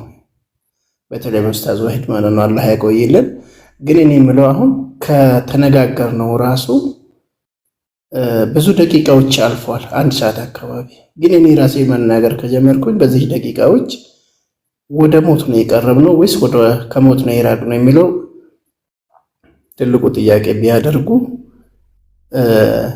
ወደ ማቋጫ ይመጣል የሚል ሐሳብ ስላለኝ ነው። ምክንያቱም ለኩል አጀሊን ኪታብ ኢዛ ጃአ አጀሉሁም ላ የስተአኺሩነ ሰዓተን ወላ የስተቅድሙን። ያው ለሁሉም ነገር ተርም አለው። ያቺ ተርሟ ከመጣች ሞት ከመጣችብን ወደኋላ ወደፊት ስለሌለ በማንኛውም ኮንዲሽን ላይ ሆነን እዚህ ቲክቶክ ላይ ሆነን ሞባይላችንና ፕሮፋይላችን እዚህ ላይ ጥለን ልንሞት እንችላለን እና የሆነ አቅጣጫ የያዙት ነገር ስለሚታየኝ ቶሎ ብሎ እንትን ቢሉ ማለት ነው ቢጣደፉበት። ምክንያቱም እንደዚሁ እንትን እያሉ አይታወቅም። ያው እንሄዳለን ቀናዋን ስለማናቅ ማለት ሁላችንም። ስለዚህ ወደዛ ቢጣደፉና ጫፍ ላይ የደረሱበትን ነገር ቢጨርሱት ጥሩ ይመስለኛል ብዬ ነው እኔ ከተሳሳትኩ እኮ ግልጽ አድርጉት። እኔ አሁን አንድ አምላክ አምናለሁ። አንድ አምላክ ክርስቶስን ልኮት በእሱ አማካኝነት የዘላለም ሕይወት እንዳገኘው ከፍርድም እንዳመለጥኩ በመጽሐፍ ቅዱስ እርግጠኛ ሆኜ የምኖር ሰው ነኝ። አሁን ጫፍ ላሉት ነገር በዚህ እምነት ውስጥ ነኝ። አንድ አምላክ የሚሉት ጋር ግን እየተገናኘው አወራለሁ፣ ወያያለሁ። የተሻለ ነገር ካገኘው ከበፊቱ ስላሴ የሚሉ ትምህርቶች፣ የተለያዩ ነገሮችን የምቀበል አይደለሁም። መጽሐፍ ቅዱስ ደረኛነት በኢየሱስ አነጋገር እኔ በዚህ መወያየትም እንችላለን። ኦኬ ጥሩ። ኢየሱስ ይዋሻል? አልገባኝም። ኢየሱስ ይዋሻል? ኢየሱስ ባይብል ላይ አትርቢት የተደረገው ኢየሱስ ይዋሻል ወይስ አይዋሽም? እንዴ አሁን እኮ ቅድም አልኩ የሆነ ነገር ካለ ኦኬ። በሱ በኩል ግን ምንም ውሸትም የሚዋሸው ነገርም የለም። አንደኛ ከአምላክ ከአባቴ ተቀብዬ የመጣሁት እኮ የእሱ ቃልም አይደለም፣ በሱ ቃል አይደለም፣ በአባቱ የሚዋሸው ነገር ኢየሱስ የለም ማለት ነው። ነገሩ እኮ የአማርኛ የሚሆን የግሪኩ የዕብራይስጡን ይዘን አንዳንድ ቃላቶች ሲመጡ ያለው ይኸው እዚህ ጋር እኮ ኢየሱስ ዋሽተዋል፣ ይኸው እዚህ ጋር እንዲህ ብሏል። ወይ ኢየሱስ ዋሽተዋል አይደለም እኮ ኢየሱስ እኔ የናዝሬቱ ኢየሱስ የዛሬ 2000 ዓመት የነበረው ከድንግል ማርያም የተወለደው ዋሽተዋል ብዬ አላምንም። ምክንያቱም እንደዛ ካረኩኝ ከእስልምና እየወጣሁ ነው ማለት ነው። ምክንያቱም ነብይ ነው፣ ለኔ አይዋሽም። ባይብል ላይ አትሪቢዩት የተደረገበት ነገር ጥቅስ በስነ ስርዓት እንኳን እርስዎ አሁን ጥቅስ ሲጠቅሱ ኦሪት ዘፍጥረት ኦሪት ምናምን እያሉ ይጠቅሳሉ። ኢየሱስ ሲጠቅስ ጥቅስ ግን ጥቅስን በትክክል ካልጠቀሰ ሲኮረጀ ተብሎም ሊባል ይችላል። አሁን ለምሳሌ ምንም ችግር እኔ አማልክት ናቸው አልኩ ተብሎ የት ቦታ ነው የተጻፈው? እኔ አማልክት ናቸው መዝሙር 118 ላይ ቆይ አንድ ጊዜ ስለጠየቅ ስለሰመጥኩ ነው። እሱን 118 ቆይ መዝሙር 186 አሁን ገብተዋል። የጠቀሰውን ነገር አንድ ቀንም እንትን ብሎ አያውቅም እኮ። የጠቀሰው ሴት ላይ ነው ከመዝሙረ ዳዊት ላይ ነው የጠቀሰው። ከማን ነው መዝሙረ ዳዊት ላይ? እንደውም አማልክት ይላቸዋል። የት ላይ ነው ተጽፏል? አዎ የት ላይ ነው ተጽፏል ያለው ኢየሱስ? እንዴት ሌላው ተጽፏል? ይሄ እኔ ማለት ናችሁ አልኩ የተባለው የት ላይ ነው የተጻፈው ብሎ ነው የጠቀሰው ኢየሱስ? መዝሙር ላይ ነው ወይስ ሕጉ ላይ ነው የጻፈው? ቶራ ላይ ነው ያለው እኮ ማለት አሁን ከምን አሁን ለምሳሌ ሲጠቅሰው አሁን አንዳንዱን ቀጥታ ኮት ያደረገው ነገር አለ። አሁን ይሄኛው የት ላይ ነው ተጽፏል ብሎ ያወራው ነው ያለው ጥያቄ እኮ መዝሙር ዳዊት ላይ ነው እሱ ምን ይለው? ኢየሱስ የዮሐንስ ወንጌል ምዕራፍ 10 ቁጥር 34 እና 35 ላይ ከየት ቦታ ላይ ነው የተጻፈው? አማኛ ማለት ናችሁ ከመዝሙር ነው የጠቀሰው። ኢየሱስ ከመዝሙር ነው የጠቀሰው፣ ግን እሱ የት ላይ ተጽፏል ነው ያለው? እንዴት የት ላይ ነው ተጽፏል ያለው? ኦኬ ያውጣለት እስቲ አውጣና አውጣለት። ገባ? አሁን እነዚህ አማርኛዎች እኔ አሁን ባለፈው እኮ ስትል መዝሙሩን እንደውም ላውጣልክ ነበር። አንድ ያውጣል። ማውጣት የሚችል ሰው የለም ሌላ ሰው?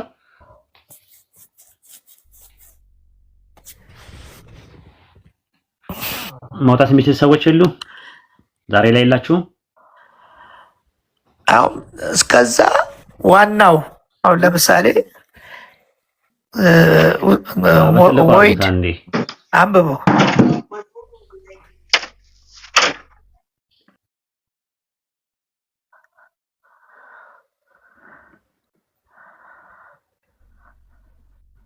በትልቁ አድርገው ትሰማለህ። በትልቁ አድርገው ዮሐንስ ወንጌል ምዕራፍ 10 ቁጥር 34 ላይ እንዲመልሰው አላቸው፣ እኔ አማልክት ናችሁ አልኩ ተብሎ በሕጋችሁ የተጻፈ አይደለምን አለ። ሕግ የሚለውን ዮሐንስ ወንጌል ምዕራፍ 10 ቁጥር 34 ላይ ግዕዙ በኦሪታችሁ የተጻፈ አይደለምን ይላል።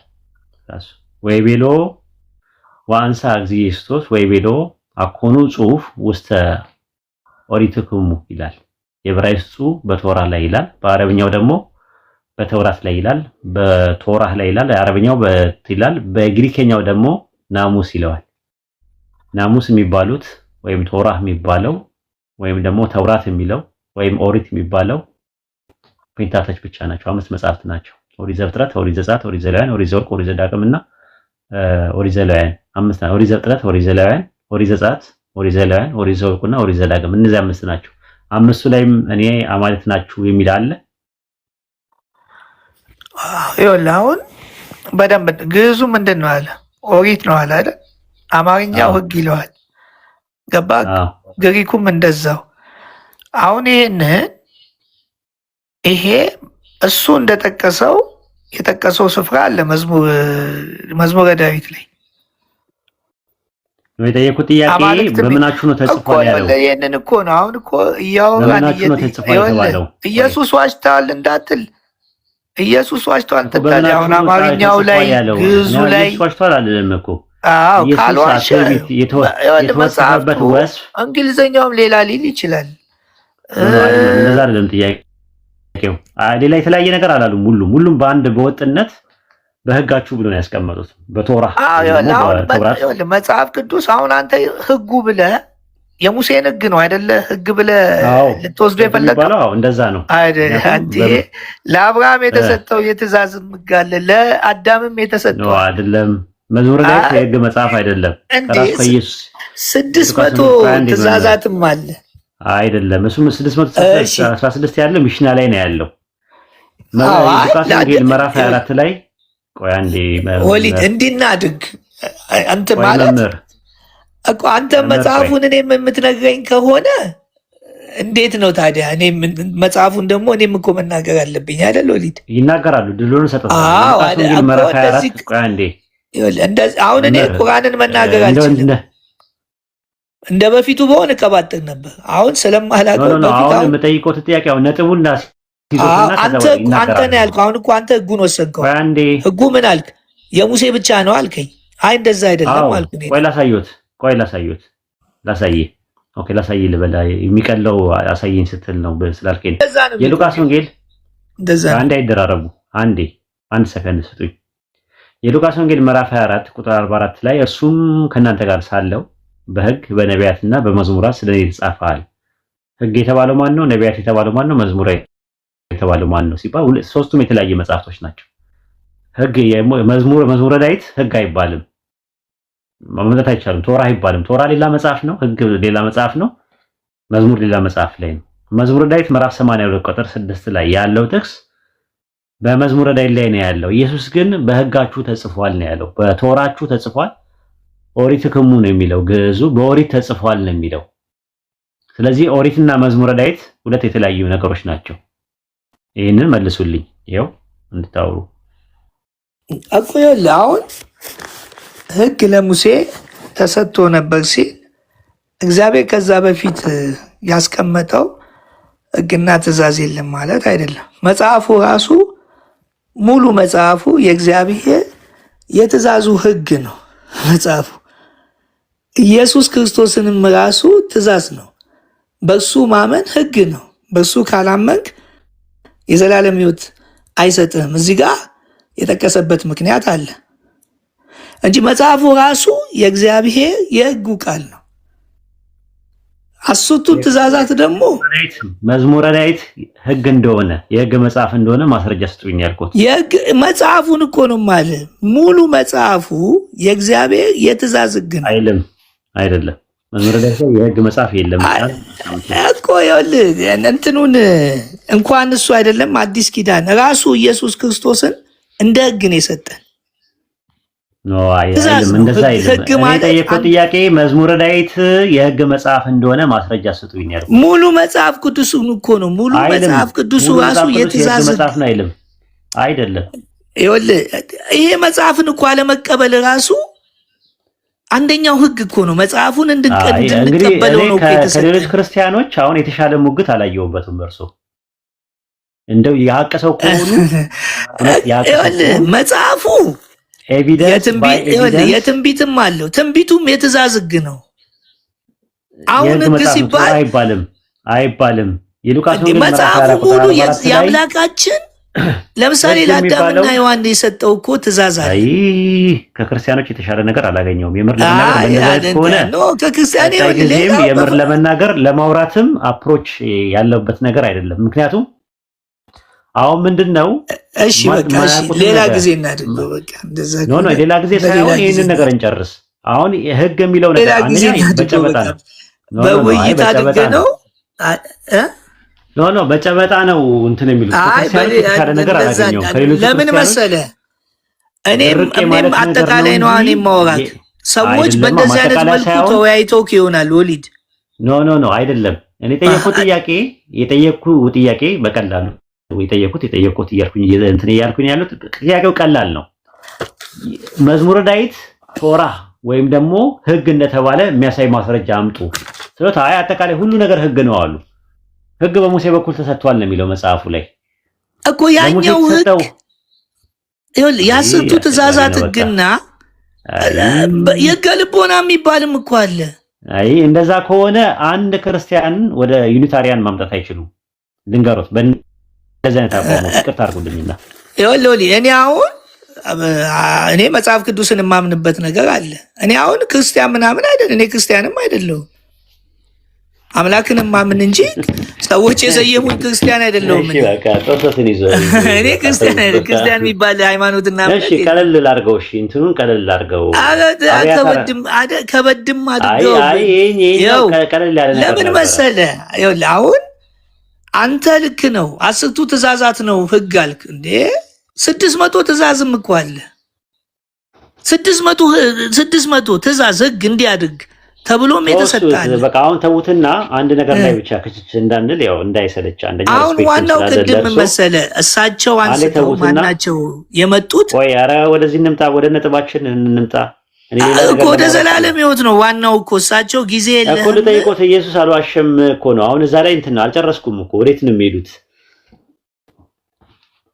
ኢየሱስ አንድ ቦታ ላይ ማርቆስ ወንጌል ምዕራፍ 2 ቁጥር 25 ላይ ዳዊት ባስፈለገውና በተራበ ጊዜ እርሱ አብሮት ከነበሩት ጋር ያደረገውን አብያታር ሊቀ ካህናት በነበረበት ጊዜ ወደ አምላክ ቤት እንደገባ ከካህናትን በቀር ያልተፈቀደውን የመስዋዕቱን እንጀራ በላ ብሎ አለ። ይህንን የተናገረው ማን ነው?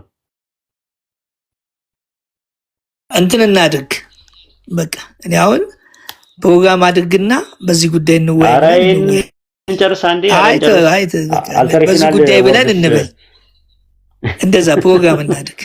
ለምን መሰለህ? እኔ ስለምፈልገው ነው በጣም መወያየት እንትን ካለ በደንብ መወያየት እንጀምር።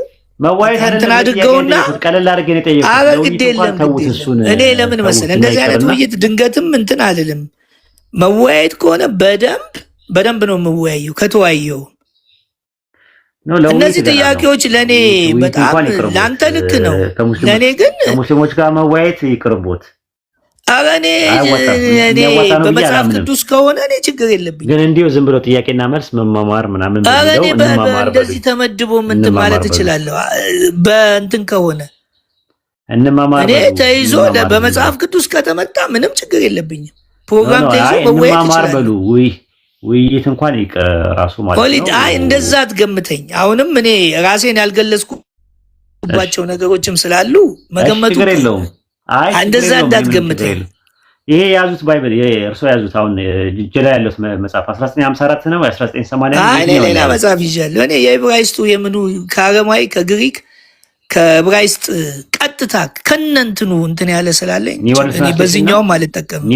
ኒው ወርልድ ትራንስሌሽን አለ እኔ አሁን ራሴንም ግድ የለም ይኸው በውይይት ኦሊድ እኔ ከጀመርኩኝ ለምን መሰለህ ከጀመርኩኝ በስነ ስርዓት አይደለም ጀነራሊ ነው እያወራሁት ያሉት። አሁን በጣም ዲፌንድ እያደረጉ ነው ያሉት፣ በጣም እየተከላከሉ ነው ያሉት። ያ ማለት ምንድነው? የሆነ የፈሩት ነገር አለ። እኔ ተው እንደዚህ አይነት እንትኖች አልጠቀምም። እኔ በህይወቴ ምንም አልፈራም። ካልፈሩ ነው አሁን መጠይቆት አሁን እንትን እንበለው ድንገት አይወላ አሁን በእንደዚህ አይነት ጥያቄ ምንትን ማለት አለ። ኧረ እኔ እንትን ውስጥ እኮ አልገባሁም፣ ውይይት ውስጥ አልገባሁም። እንትን ነው ለኢንትሮዳክሽን ያክል ነው እኮ ጥያቄ ወይ ውይይት ይቅቦ ስትል በጣም ማለት ተደጋጋሚ ቅድምም እንደዚህ ከክርስቲያን ምናምን ስትል ትንሽ ያልጠበቅኳቸው ነገሮች ከአንተ እየሰማሁ ስለሆነ እኔ በመጽሐፍ ቅዱስ ከዚህ በኋላ እንደውም በመጽሐፍ ቅዱስ መወያየት እፈልጋለሁ። ፕሮግራም ያዝና እንወያይ። ከአንተ ጋር መወያየት እፈልጋለሁ።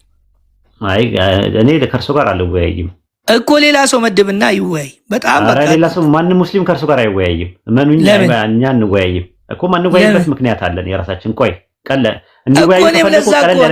ጊዜ ልጠብቅ ጊዜ እንትን እንበል ስል ቀለል ያለ ጥያቄ ልጠይቆት እና አንተ የምትጠይቅበትን ነገር እኮ እኔ ለማስረዳትም እኮ እንትን እድሉ እኮ የለኝም። እንወያያለን፣ ሌላ ቀን እንወያያለን። በቃ በሌላ ጊዜ አለኝ እኔ ይኸውልዎት ቅድመ ሁኔታ አለኝ። ቅድመ ሁኔታ ምንድነው? አንድ ቀለል ያለ ጥያቄ ልጠይቆት ለመወያየት ከኔ ጋር ችግር የለውም። ኦኬ ጥሩ። የያዙት ኒው ወርልድ ትራንስሌሽን ነው አይደለ? አዎ አለ። ከምንድን ነው ኒው ወርልድ ትራንስሌሽን የሚባለው? ዋች ታወር ሲያዘጋጅ ከምንድን ነው ያዘጋጀው?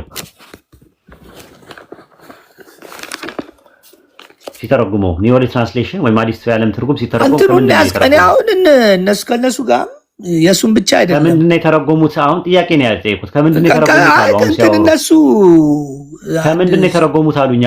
አሁን ከምንድን ነው የተረጎሙት ብለው ከግሪክ ከአርመንና ኦኬ በጣም የሚገርም የተረጎሙት። አዎ በቴዎሎጂ የሚቀመጠውና እነሱ ያስቀመጡት ነገር በጣም የተመቸኝ። ኧረ ቆይ አንዴ አውቃለሁ፣ ይኸውልህ አውቃለሁ። ከማን የተረጎሙት? ከየትኛው ግሪክ ነው የተረጎሙት? የትኛውን ግሪክ ነው የተረጎሙት? እስቲ አዲስ ኪዳንን ከየትኛው ግሪክ፣ ብሉይ ኪዳንን ከየትኛው ዕብራይስጥ ነው የተረጎሙት? ሲተረጎሙ እሱን እንትን አላልኳቸውማ።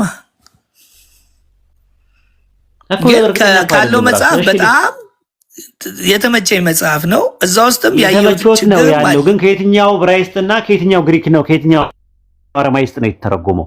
ሲተረጉሙ እስቲ ይንገሩኝ። እንትን እንበል በቃ አሁን ልቶ እታችም የሚጽፉ አሉ አይደለ? እንትን ያልፈለግኩት ለምን መሰለ? በቃ ራሴንም እንትን አልበል። በቃ የውይይት ጊዜ ከሆነ በስነ ስርዓት ውይይት እናደርጋለን። እታች የምትጽፉ ሰዎች በማታውቁት ባትጽፉ መልካም ነው። እኔንም አታውቁኝም። ለምን መሰለ? አሁን እኔ ለምን መሰለ አንዳንድ ነገሮች ደስ አላሉኝም። የተናገርካቸው ነገሮች እታችም ላሉት እንትን አላለም። ግን አሁን ከዚህ በኋላ በውይይት ነው የምመጣው። ኖ አይ ለውይይት እንኳን ይቅርታ በቃ አመሰግናለሁ። አይ ለውይይት እንኳን እኔ ለመወያየት ቅድመ ሁኔታ አለኝ። ዝም ብዬ ከመሬት ተነስቼ አይደለም እኮ ከሌላ ጋር ኦኬ ቴንክ ዩ በቃ ዝም ብሎ አይወያይም እኮ ማለት የሆነ እንትን አለ እኮ የሆነ ስታንዳርድ እኮ በቃ ወይ አመሰግናለሁ። ጋሼ ታች ለምን ያሉ እርሶ እኮ ላይ ታች ለምን ያሉ እርሶ አይደለም። አይ ንግግርም ልክ አይደለማ። ቅድምም አወያይ ማለት እኮ እኔ ራይት አለኝ። እኔ ለመወያየት ቅድመ ሁኔታ አለኝ።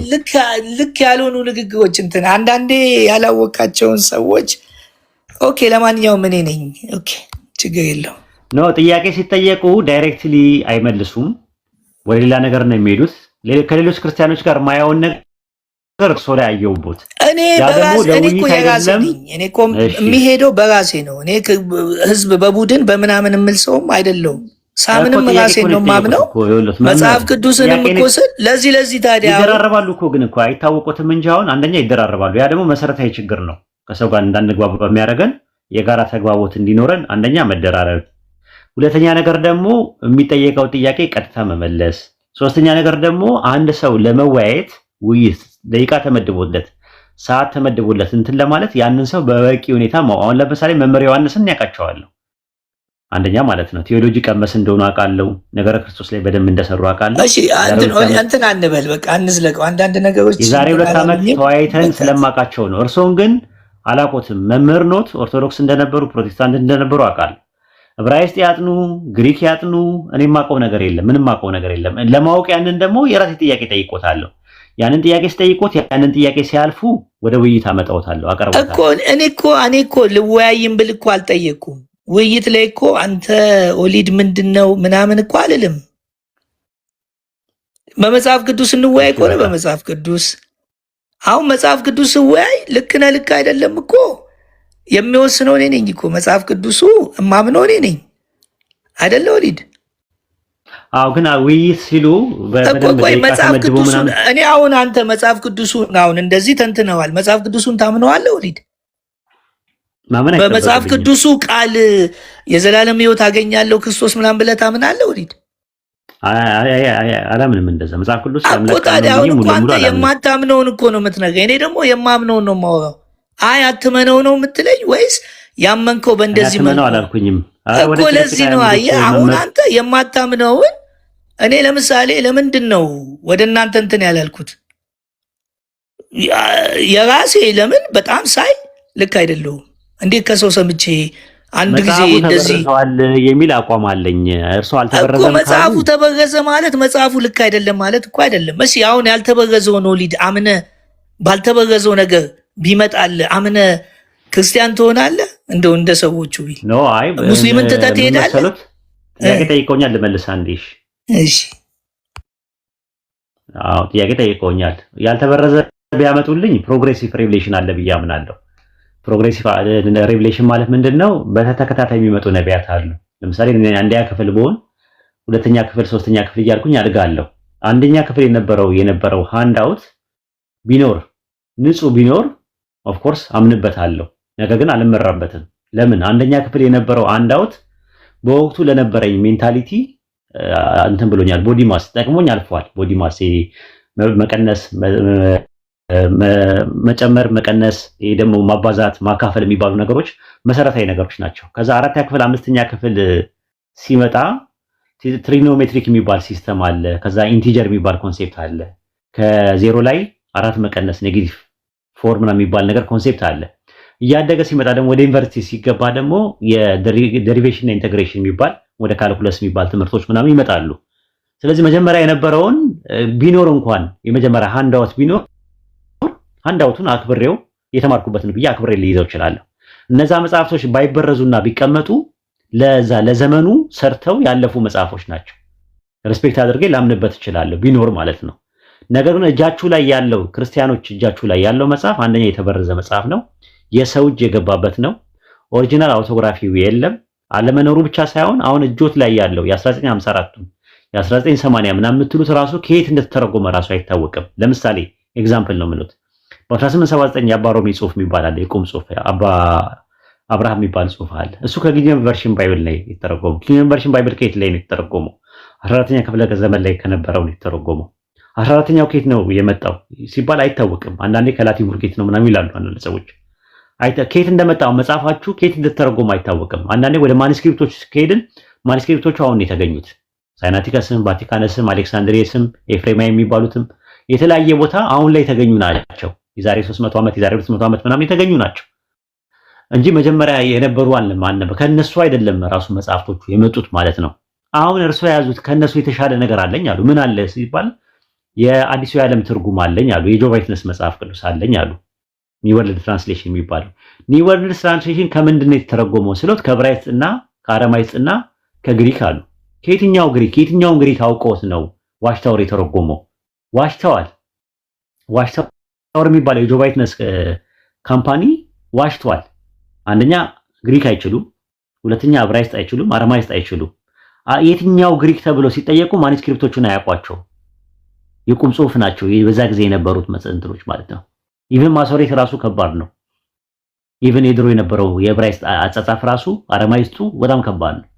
ከዛ ላይ አይተው ተረጎምን ብለው ሲሉ ሸዋሹ ይህንን ነገር እንኳን ማጥናት ነበረቦት። ለዛ ነው እኔ ቀለል ያለ ጥያቄ ልጠይቆት ያልኩት። ሰዓት ተመድቦልኝ ጊዜ ተመድቦልኝ ምናምን ነገር ይቅርታ፣ ከትልቅ ይቅርታ ጋር ወይት አንድ ጥያቄ ልጠይቅ። ያልተበረዘውን ታውቀዋለህ? አይባልም እኮ ከተበረዘ በኋላ እኮ ታውቀዋለህ ወይ? አይታፈስም ይባላል። ያልተበረዘውን አንተ ታውቀዋለህ ወይ? አሁን ይኸውልህ እንዲህ ሁሉንም ተናካቸው። ይቅርታ አድርጉልኝና የህፃን ጥያቄ። ኦኬ አንድ ወተት ቴንክ ዩ እንትን እያልከኝ ነው።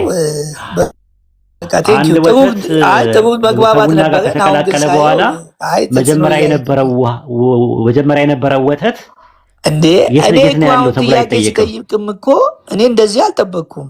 እኔ አሁን ካንተ ትክክለኛ ነገር ነው። አንዳንድ ጊዜ ትክክለኛ አይደራረቡ። አንዴ መምህር አይደለም ትክክል አይደራረቡ። አንዴ ወደ ጭቅጭቅ አይዱ። ልክ አይደለም። ዛሬ ልክ አይደራረቡ። ትክክለኛ ነገር ነው የነገርኩት እኮ እንደወጣ ጥያቄ ነው ያልኩት። ለምን መሰለህ? ሊድ በቃ ቴንክ ዩ። ሞረ ከፈለጉ ውረዱ። ግን ምንድነው ያለው ነገር ምንድነው? አንድ ወተት ከቡና ጋር ከተቀላቀለ በኋላ ወተቱን አሳየኝ የሚለው የህፃን ጥያቄ ነው የሚሆነው። ወተት ከቡና ጋር ከተቀላቀለ በኋላ የመጀመሪያ የነበረው ወተት የታለበው ወተቱ ላይ የነበረው የት አለ? ጠረጴዛ ላይ የነበረው በብርጭቆ ላይ የነበረው ወተቱ የት ነው ያለው ተብሎ የሚጠይቀው ህፃን ልጅ ነው የሚጠይቀው። ከተበረዘ በኋላ ተበረዘ ካልኳችሁ በኋላ እንደዛ ነው። አንድ ነገር ከተበረዘ በኋላ ያልተበረዘውን አምጣ አይባልም። የፈሰሰ ውሃ አይታፈስም። የህፃን ጥያቄ ነው ጥያቄው ራሱ። ግልጽ ነው ማሜ? ግልጽ ነው ኡስታዚ። ባረከላሁ ፊክ። ያደመጥኩ እኮ አንዳንዴ በቋንቋቸው ማውራትም ጥሩ ነው። አንዳንድ ጊዜ አንዳንዴ በምገባቸው አካሄድ ካልሆነ በስተቀር ግድ ከዚህ በላይ ምን ይደረጋል? ኦሬዲ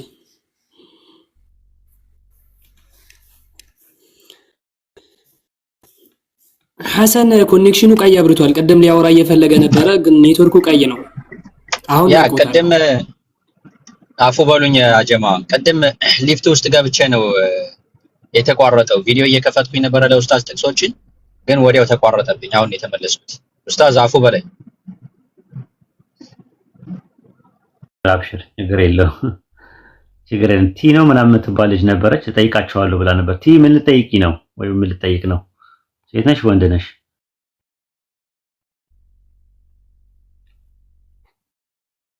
እኔ ነው። ሰላም እንዴት ናችሁ? ሰላም እንዴት ነሽ? ምን ልጠይቃቸው ነበረ መምህርን? አይ አንድ አምላክ ነው የምናመልከው አሉና የአንድ አምላክ ደግሞ ማን ነው? በዛ ላይ ደግሞ መጽሐፍ ቅዱስን ከተቀበሉ ስላሴን አይቀበሉም እና አንድ አምላክ አለ ሲሉ ማን ነው ለማለት ፈልጌ ነበረ። ወርደዋል እሳቸው። እንግዲህ ሌላ ቀን ሲመጡ ተናገራቸው። እሳቸው ምንድነው ያደረጉት?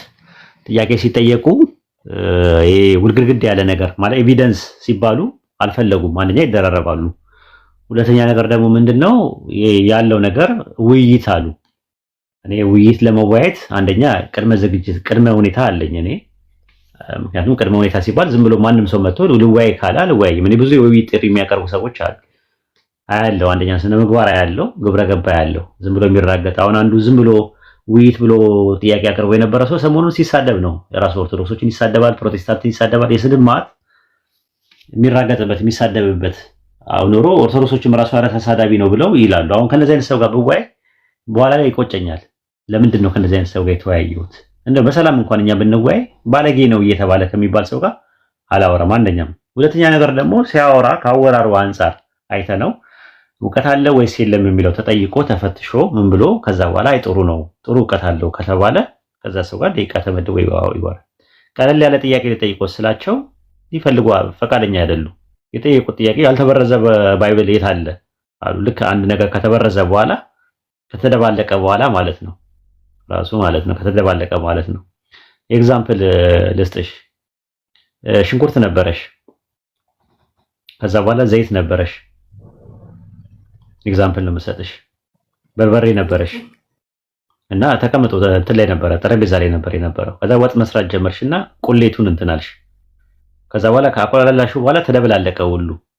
መጀመሪያ የነበረው ዘይቱ የት አለ ብለሽ ትጠይቂያለሽ። ዘይቱ የት አለ? ሽንኩርቱ የት አለ? ያልተከተፈው ሽንኩርት የት ነው የሚገኘው? በርበሬው የት ነው የሚገኘው? በርበሬው የት አለ? አምጣ እስቲ አምጣ እስቲ። አይ ተቀላቅሏል፣ ተበርዟል፣ አንድ ላይ እንትን ብሏል፣ ተቀላቅሏል። አይ እኔ የፈለኩት መጀመሪያ እንትን ያላሉ በርበሬውን ጠረጴዛ ላይ የነበረውን በርበሬ ሽንኩርቱ ሳይላጥ የነበረውን ድፍኑን ሽንኩርት ነው የምፈልገው። ይሄ ምንድነው? የህፃን ጥያቄ ነው።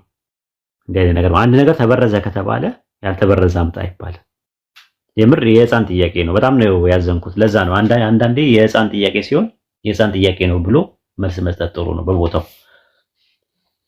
እና ከዛ አንፃር ነው። መቀጠል ትችላለሽ። እሺ አመሰግናለሁ። ግን ይሄ ሰው የወርሰው ምንድነው? ያኔ አንድ አምላክ አለ የሚሉት ማን ነው? እኔ ነው የምጠይቅኝ ወይስ የወረደውን ሰውዬ? አይ ያላችሁን። አይ እርሶ ማንን ነው የሚያመልኩት? የወረዱት ሰውዬ ማለት ነው። የወረዱትማ ወርደዋል። በቃ እኮ እሳቸው የፈለጉት ምንድነው? የምተነፈስበት ቦታ ነው ይሄ ቦታ ብለዋል። እኛ ደግሞ ምንድነው ያልነው? ትምህርት ተምረው ምን ብለው የትኛውንም ዩኒታሪያንም ይሁን ምንም ይሁን የሚቀርበንም ሰው ቢሆን ጥያቄ ስንጠይቀው የሚሸሽ ሰው አይደለም የምንፈልገው። ቤታችንም ሲመጣ ማለት ነው በደንብ እውነትን ፈልጎ እንዲመጣ ነው የምንፈልገው።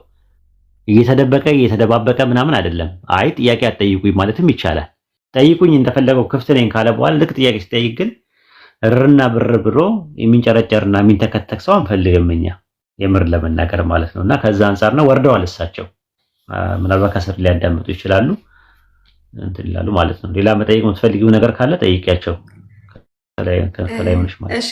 አይ አሁን ለምሳሌ መጽሐፍ ከተበረዘ ምናምን ብለህ ነበረ ማለት ነው። ለምሳሌ አሁን የሆነ ነገር ውሸት ነው ወይም ተበርዟል ካልክ ከዛ መጽሐፍ ላይ ምንም አይነት ነገር መቀበል የለብህም። ማለትም ተበርዟል ወይንም ውሸት ነው ብለህ ካመንክ ማለት ነውና እናንተ ደግሞ ከኦሪት ላይ የምትቀበሉት አለሳ ከብሉይ ኪዳን ማለት ነው። አዎ እና ተበርዟል ካላችሁ የምንቀበለው አይደለም የምንቀበለው ምንም ነገር የለም። አንደኛ ነገር ወተትና ቡና ቢቀላቀሉ ምንድን ነው የሚሆነው?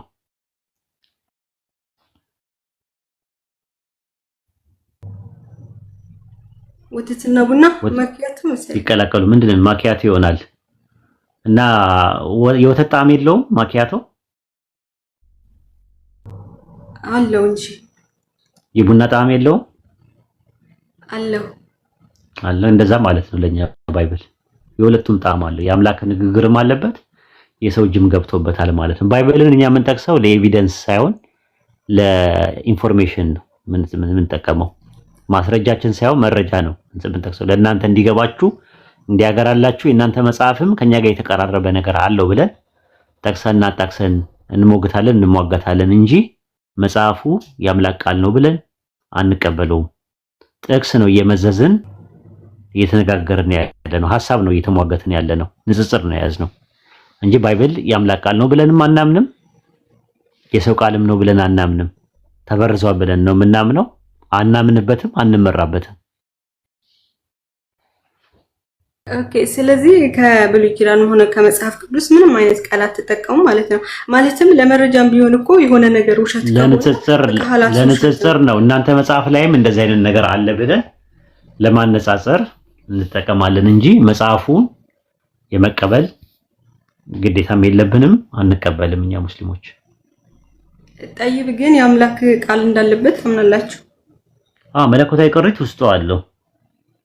ኦኬ ያንን ነገር ስትጠቅሱ ለመረጃ ይሄ ነገር ትክክል ይሆናል ብላችሁ ሆነ የምትጠቅሱት እንዴት ይሄ ነገር ቃሉ ለምሳሌ አንድ አንቀጽ ላይ የሆነች ቁጥር ላይ ቁርአን ስላለ ማለት ነው መስላም ትታያችሁ ለምንድን ነው ማለት እንዴት ለምንድን ጥሩ ጥያቄ ነው ያለው ቁርአን ላይ በሱረቱ አሊ ኢምራን ምዕራፍ 3 ቁጥር 71 ላይ እናንተ የመጽሐፉ ሰዎች ሆይ እውነትን በውሸት ለምን ትቀላቀላላችሁ እውነትን እያወቃችሁ ለምን ትደብቃላችሁ አለ ትደብቃላችሁ ማለት መቀነስ ማለት ይባላል ተከላከላላችሁ ሲባል ደግሞ መበረዝ ይባላል ማለት ነው ከዛ ደግሞ አላህ ምን አደረገ ቁርአንን ፉርቃን አድርጎ አወረደው ሱረቱ አሊ ኢምራን ምዕራፍ 3 ቁጥር 4 እና ሱረቱ ፉርቃን ምዕራፍ 25 ቁጥር 1 ላይ ፉርቃን አድርጎ አወረደው ይላል ፉርቃን ማለት እውነትን ከሐሰት የሚለይ ማለት ነው ስለዚህ በቁርአን ሚዛን ነው ሱረቱ ማኢዳ ምዕራፍ 5 ቁጥር 48 ላይ በአንተ ላይ ያወረደው መጽሐፍ ከበፊቱ ያለው መጽሐፍ የሚያረጋግጥና በላዩ ላይ ሙሃይሚን ነው ይላል ምን ማለት ነው ኮሬክተር ማለት ነው ሱፐርቫይዘር ማለት ነው አረጋጋጭና ተጠባባቂ ነው